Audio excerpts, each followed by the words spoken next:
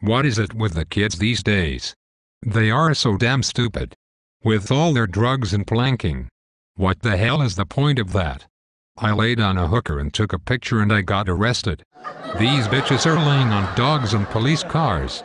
I should go to their homes and kick their moms in the face for ever having had pushed them out their vagina. Bitch should have took the pill. Ever heard the phrase sex is cleaner with a packaged wiener? Anyway, I didn't really want to offend anyone. But who gives a damn? This country was founded on the right to free speech. Well niggas, till the next time. I'm out. Peace bitches. Oh yay, by the way. Vote out Obama.